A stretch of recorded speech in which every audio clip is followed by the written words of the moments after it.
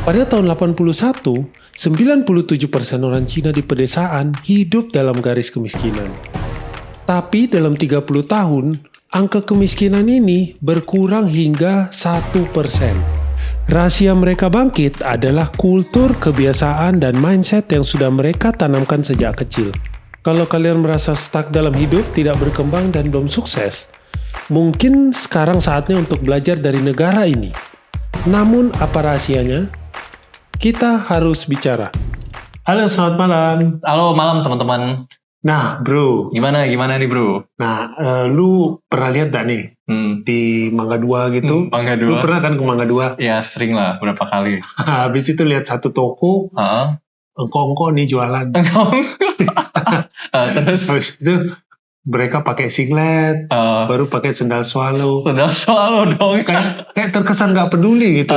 Kayak gak peduli. Nah, cuman lu jangan remehin engkong-engkong kayak gitu, bro. Dia diem-diem rukonya ada 3.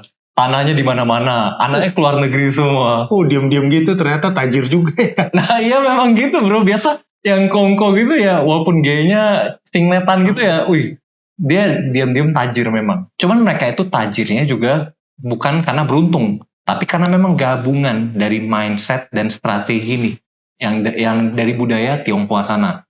Ini ada beberapa rahasia ini. Hari ini kita ngomong 3 ya. Nah, gimana tuh, bro? Yang pertama, kita akan ngomongin soal frugality-nya mereka. Jadi bagaimana mereka benar-benar hemat. Nah, cuman mereka itu hemat bukan karena miskin, tapi karena strategi nih. Ya, cuman kalau orang Tionghoa sana aslinya mungkin awalnya hemat karena memang beneran miskin sih. Cuman kan makin kelamaan, mereka itu sekarang sudah kaya nih, tapi tetap hemat juga. Jadi ini gue jadi inget sama temen gue nih. Gue punya satu temen, dia itu juga orangnya tajir nih, bro. Cuman waktu itu gue pergi makan sama dia, pas lagi pergi makan, kan kita lihat daftar menu dong. Jadi pesen makan, terus pas mau pesen minum, dilihat es teh tawar harganya 5.000, teh tawar 3.000. Habis itu dia langsung nanya pelayannya, Mbak, kalau es batu harganya berapa? Gratis. Jadi akhirnya dia pesen teh tawar, terus minta es batu. Jadi dia dengan harga 3.000 dapat es teh tawar. Wah, itu pinter banget sih, bro. Iya, pinter banget sih. Cuman maksudnya kita kalau orang awam kan, lihat orang kayak gini, kita jadi mikir dong, wah gila nih orang pelit amat, masa 2.000 aja gak mau keluar, gitu loh. Cuman ini gimana ya, kalau orang awam, cuman kalau orang yang Tionghoa sana, mereka tuh mikirnya, ya lu ngapain keluar duit di sana. Bahkan ada peribahasa sendiri, ini namanya Chishang Shui, yang artinya pajak IQ. Maksudnya gimana itu, bro? Jadi kalau di sini kan ada yang namanya pajak kendaraan. Jadi kalau lu punya motor, lu punya mobil, ya lu dikenain pajak kendaraan. Nah, terus ini ada juga pajak bumi bangunan. Lu kalau punya properti dikenain pajak bumi bangunan. Nah, itu pajak IQ. Lu kena kalau lu ya kurang pinter lah. Halusnya gitu. Jadi ibaratnya kayak sesuatu yang mereka nggak tahu, jadinya mereka bayar lebih gitu, bro. Iya, jadi maksudnya ini istilahnya gitu aja. Memang makanya ini mindsetnya cuman ada di sana nih. Kalau di Indonesia kan nggak ada peribahasa yang sama kayak gini kan. Kayak misal pajak IQ. Ya nggak ada sih. Makanya jadi kayak ini artinya gini loh. Ini ada pajak yang dikenakan cuman orang-orang yang kurang pinter aja yang mau bayar gitu loh. Kalau orang pinter nggak akan bayar. Gitu maksudnya. Karena apa? Ya karena ini kan hal-hal yang nggak perlu, bro. Kayak tadi itulah. Jadi mereka itu akan cari cara agar bisa ya gak usah keluar duit. Kalau ya lu kalau nggak mikir aja baru keluar duit, gitu loh. Cuman kita sering kali dalam hidup kita itu keluar duit karena memang nggak mikir aja. Cuman karena apa? Karena gengsi. Karena ya gelap mata aja pengen belanja. Iya, setuju. Gitu. Ini hal yang sering gue lihat ya pas ngumpul-ngumpul. Orang yang kaya luar biasa, HP-nya biasa-biasa aja. Tapi orang yang karyawan biasa-biasa aja, HP-nya luar biasa, men. iPhone. Terus yang Samsung paling baru, biasa kayak gitu. Jadi ini kan kena apa? Kena Cheshang Shui ini, kena pajak IQ mereka jadi ya. Dan ini gue jadi ingat ada peribahasa lain yang bagus banget. Yaitu, Neng Sheng Che Sheng, Shuang Iwen, Chuan Iwen. Yang artinya gini loh, kita harus nabung sebanyak mungkin. Karena kenapa? Setiap sen yang kita tabung itu adalah setiap sen yang kita dapatkan lagi. Jadi gini loh, bro. Ini Jadi satu-satunya cara untuk kita nambah uang itu bukan dengan lembur 12 jam atau investasi di kripto, bro. Jadi kita itu sebenarnya bisa dapat uang dengan cara tidak belanja. Ya itu make sense juga sih, bro. Iya, sebenarnya kan memang kedengarannya simple nih, tapi logikanya benar, bro. Kayak contohnya gini aja deh. Jadi dengan tidak jajan kopi 50.000, sebenarnya itu dengan kita bisa lihat juga kita dapat uang 50.000 jadinya dong. Iya. Karena tadinya uangnya itu hilang tuh, 50.000 itu hilang. Dan ya gak jadi hilang. Jadi setiap kali kita gak jadi beli kopi, ya gitu kita dapat duit senilai itu juga, bro. Jadi kita nahan nafsu aja sebenarnya, bro. Nahan nafsu. Jadi memang ya ini agak abstrak nih. Jadi gue kasih cerita pengalaman nyata juga nih. Gue punya temen, dia ini penghasilannya ratusan juta nih tiap bulan.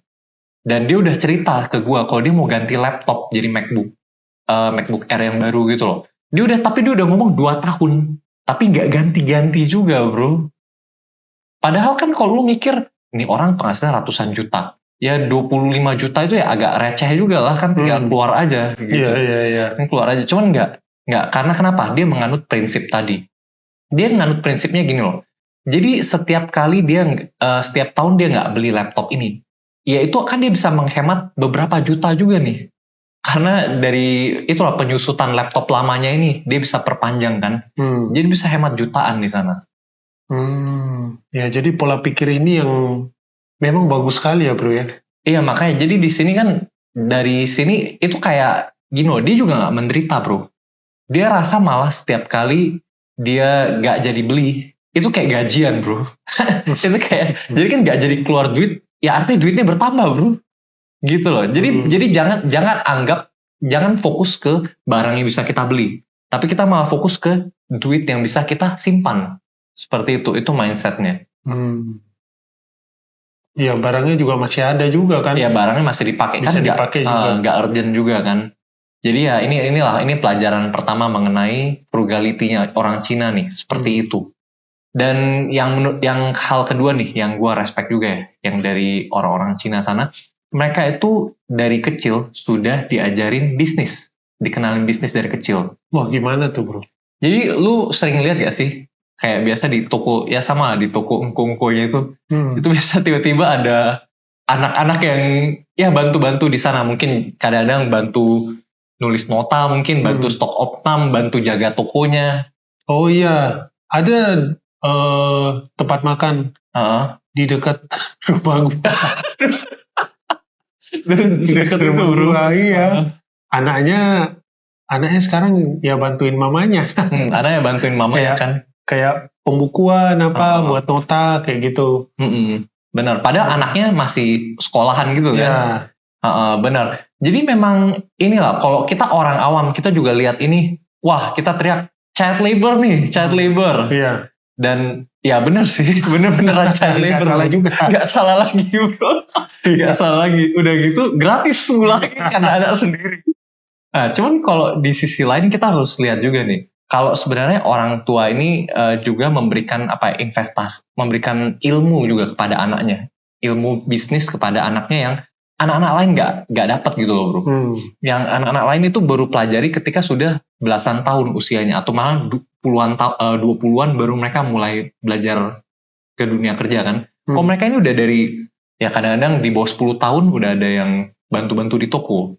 Biasa pas SMP, SD udah mulai kerja kan mereka. Iya. Jadi konsepnya learning by doing juga ya. Learning by doing, bagus banget, bro, bener. Jadi ibaratnya kayak yang lain masih main tanah, bro. Iya. Mereka sudah main omset profit gitu loh, bro. Yang lain masih teori, dia sudah kerja praktek langsung. Nah iya bener, bro. Yang ini anak-anak kuliah harus KKN dulu. Iya. Kok mereka sudah dari kecil, bro, KKN duluan, men, gitu. Jadi kita gak heran gitu loh kalau mereka itu sense bisnisnya kencang banget. Kan mereka memang dari kecil sudah ngerti kalau emang dunia itu ini nih, uang itu seperti ini dari kecil banget. Kalau kita kan ya pas masih minta uang jajan, masih gimana. Jadi ya dari sana aja udah beda banget. Bahkan sekarang kan lagi banyak banget dilema nih orang-orang yang baru lulus kuliah, fresh graduate, mau nyari kerja. Nah cuman begitu mau kerja ditanya pengalaman kerjanya apa, nggak ada. Bingung jadinya. Iya. Nah padahal kalau orang-orang yang Tionghoa sana, ya mereka dari kecil sudah ada pengalaman kerja. Jadi di sana udah nggak ditanyain lagi gitu. Kayak ya udahlah, semua udah ada pengalaman kerja. Nah, ini menarik banget. Dari teman-teman sendiri, dari pengalaman kalian, kapan sih pertama kali kalian dikenalkan sama uang dan dunia kerja? Ayo tulis di kolom komentar ya. Kita lanjut ke poin selanjutnya aja deh. Ini menurut gua nggak kalah pentingnya. Ini juga gue bisa bilang salah satu faktor paling pentingnya, mereka itu punya jiwa yang super duper kompetitif, bro. Mereka itu punya mindset kayak kalau kalah mati. Wah, itu sadis banget, bro. Sadis banget sih. Cuman memang ya gimana nggak sadis, bro. Coba lu bayangin di sana kayak itu setiap jam ada kayak sekitar 1.000 bayi lahir, bro.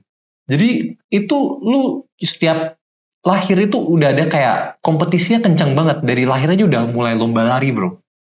Jadi ini coba kita buat simpelnya aja ya. Ini gue kemarin ada browsing internet dan gue ada cek, ada testimoni dari orang Cina mengenai bagaimana hidup kompetitif di Cina ya. Jadi ayo kita baca bareng-bareng deh.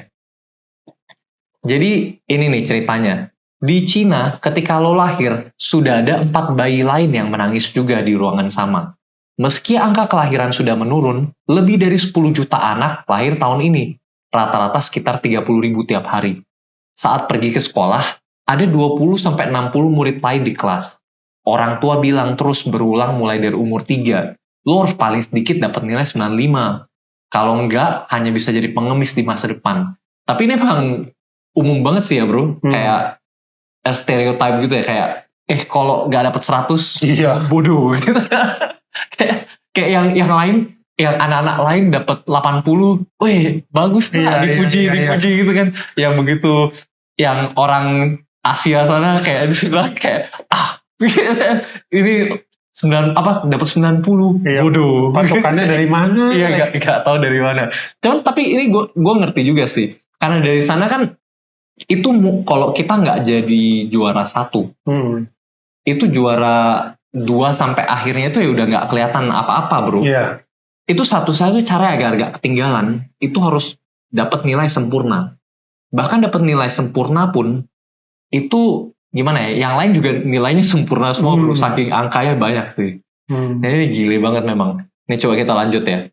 Jadi tentu saja anak-anak lain juga dibilangin hal yang sama nih oleh orang tua mereka. Jadi semua orang tua juga ngomongin gitu ke anaknya. Emang gaya pendidikannya seperti itu. Nah, lo lulus dan untuk dapat kerjaan yang bagus, ada ratusan hingga ribuan orang yang bersaing untuk posisi yang sama.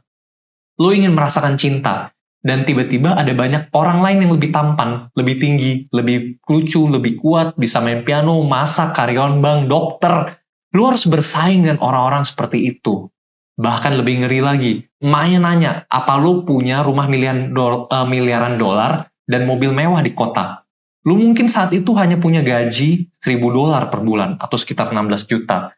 Wih, tapi gile banget sih, bro. Di sana punya gaji 16 juta aja, ya gak bisa nikah, bro.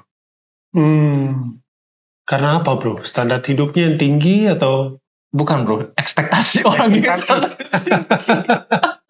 Iya bener. Padahal normalnya bisa ya? Ya sebenarnya kalau dibilang hidup berdua dengan gaji segitu, cukup. Ya bisa. Cuman gak sudi, bro, orang di sana.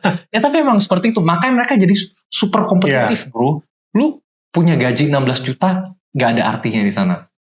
Jadi lebih ada ambisi juga ya, bro? Iya, jadi benar-benar mereka mau. Jadi memang ini ada fenomena juga. Gue kemarin baca-baca lagi, itu emang ada di Cina yang namanya apa ya? Kayak bridal, kayak maharnya mereka gitu. Tapi emang mereka minta mahar.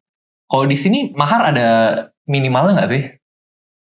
Tergantung kesepakatan sih, bro. Tergantung kesepakatan. Cuman maksudnya kan biasa berapaan emang, bro, kalau mahar sih? Tergantung sih.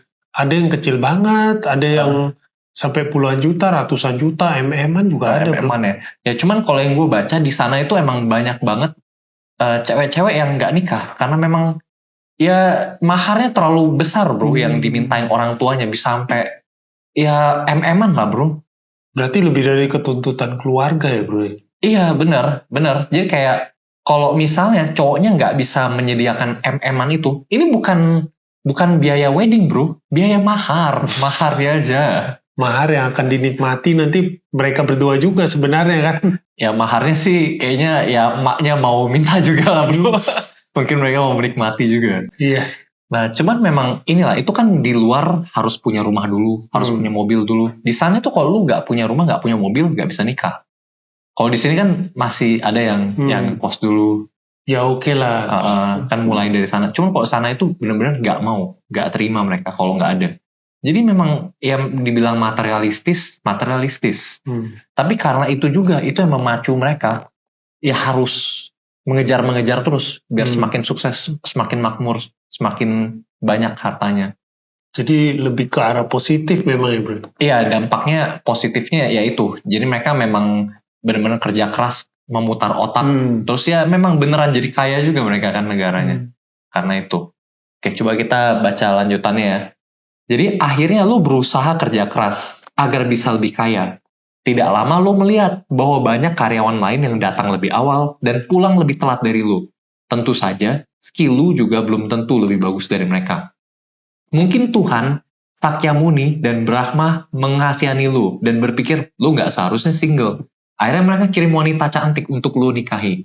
Setelah menikah, istri sering cerita soal suami siapa yang baru dipromosikan, keluarga mana yang baru beli rumah, anak mana yang pergi ke sekolah lebih bagus. Kemudian, lu sangat senang nih bisa punya anak. Lu bilang ke dia dengan sadis, kalau nilai nggak minimal 95, cuma bisa jadi pengemis di masa depan.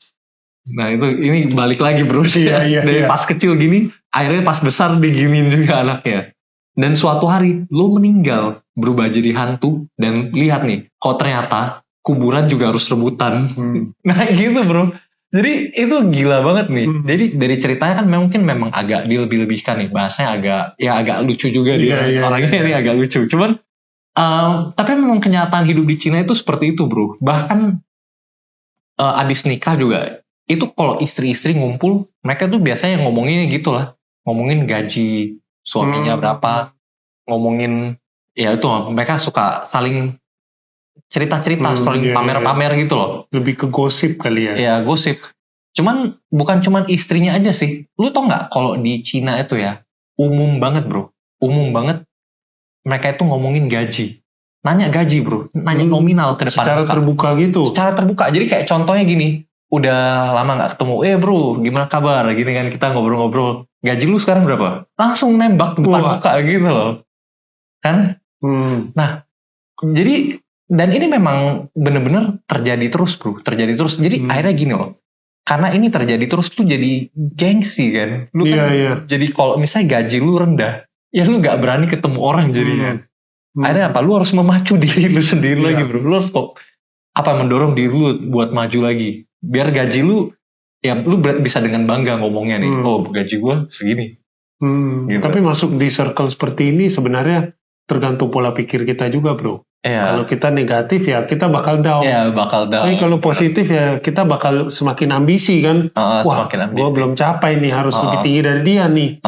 Lama-lama saling upgrade sendiri. Iya, benar. Jadi bisa tergantung mindsetnya. Ini bisa jadi kultur yang toksik, bisa jadi sangat mendorong juga, saling mendorong jadinya mereka. Gue setuju banget nih. Nah ini bagus juga. Jadi kita harus sadar nih bro, kalau kesempatan di dunia ini terbatas. Jadi memang kesempatan ada banyak. Nah cuman kalau lu tinggal di Cina sana, orangnya juga banyak bro. Jadi kesempatan yang ada itu diembat semua sama orang. Dan beneran lu percaya nggak kalau kesempatan itu bisa habis bro? Mungkin aja bro. Iya maksudnya mungkin kalau kita di Indonesia agak susah bayangin ya, kan karena sumber daya banyak banget kan, pulau banyak banget gitu loh. Tanah juga masih banyak gitu kan. Cuman kalau di Cina itu ya populasi 1 miliar bro. Iya. Populasi 1 miliar. Jadi lu berantem gak main-main gitu loh. Indonesia kan cuma 200 juta populasinya. Sekarang kalau Cina itu 1,4 miliar. 7 kali lipat. Jadi lu bayangin ya kita kayak sekarang. Nah itu kompetisi dikali 7 lah bro. Itu simpelnya. Kan udah gila banget. Jadi memang kita harus benar-benar mengejar juga nih. Kita harus bisa kembangkan mindset untuk benar-benar mengejar seperti ini. Bahkan ya emang ya puncak-puncaknya gue rasa paling gila ya. Mereka punya budaya kerja 996. Apa tuh bro? Yaitu kerja dari jam 9 pagi sampai 9 malam, dari Senin sampai Sabtu. Jadi 6 hari itu. Jadi 996 kan. Jadi cuma hari Minggu aja nih dikasih libur. Itu pun gue yakin diteleponin bosnya juga mungkin. Gitu. Nah cuman kenapa mereka bisa sampai menganut budaya itu? Ya sama kayak yang cerita tadi kita baca itu kan. Pengalaman orang itu. Jadi banyak orang yang datang lebih awal, pulang lebih telat dari lu. Saking mereka kompetisinya seperti itu. Sampai lama-lama kegeser jadi itulah 996. Bahkan yang 996 ada yang udah 9 malam ya lanjut kerja dulu, baru pulang, baru ya besoknya lanjut lagi 996 lagi. Tapi sehat tuh orang-orangnya bro. Ya kalau dibilang sehat sih gue ragu sih. Sehat sih ragu. Cuman gue rasa gini loh, kalau kita mau terapkan 996 secara jangka panjang, itu gue juga gak setuju. Gue rasa ini bukan sistem yang paling sustainable, bukan sistem yang paling bagus. Cuman ini sistem yang paling bisa merepresentasikan Cina menurut gue. Ini maksudnya benar-benar Cina banget nih. Iya, gue setuju. Iya, kalau dibilang paling sehat, paling bagus, ya mungkin ya kita bisa debat lah. Gue nggak tahu. Tapi paling produktif ya. Iya, ya paling maksa ya. Tapi emang itulah karena kompetisi. Mereka itu benar-benar kompetisi. Semuanya mengenai kompetisi. Dan ini saking kompetisinya mereka kencangnya itu ya. Mereka sampai punya mindset juga yang artinya mereka itu nggak malu-malu. Mereka itu udah gak pilih-pilih kerjaan lagi. Ini ada peribahasanya Holian Haitian, yang artinya thick face, black heart, atau ini loh, muka tebel, hati hitam. Jadi muka tebel itu gini loh, artinya lu udah gak malu lagi. Dan hati hitam artinya apa? Lu sudah, lu mampu untuk mengambil keputusan yang sulit nih. Sebenarnya memang yang orang-orang pada gak mau ngambil, tapi lu berani ngambil keputusan ini. Jadi contohnya gini. Ini kita dalam kehidupan kan, pada saat kerja. Banyak nih orang yang pilih-pilih kerjaan. Ya kayak misalnya, wah kerjaannya harus ke lapangan nih, panas. Atau misalnya bosnya rese, terus nggak mau ketemu orang lah, nggak mau sales, nggak mau apa ya. Kan banyak banget gitu loh. Banyak banget pilih-pilihnya. Padahal kalau orang-orang Cina sana, mereka udah nggak pilih-pilih kerjaan lagi bro. Mereka itu mau dagang kaki lima, mau bersihin toilet lah, mau ngajar les, mau apa, mau kerja serabutan, pokoknya semua diambil. Yang penting cuan deh. Yang penting cuan gitu loh. Mereka udah nggak mikirin malu, nggak mikirin apa. Karena gini loh bro, mereka itu sadar yang nggak usah malu gitu loh. Kalau lu kerja, lu bersihin apa, lu sikat WC, nggak usah malu sikat WC bro. Cuman lu harus malu kalau nggak punya duit. Betul. Iya kan? Gitu, bro. Ya benar. Jadi lu gak usah, lu mau kerja apa? Lu kerja panas-panasan, ditolak-tolak orang, itu lu gak usah malu bro. Itu lu kerja.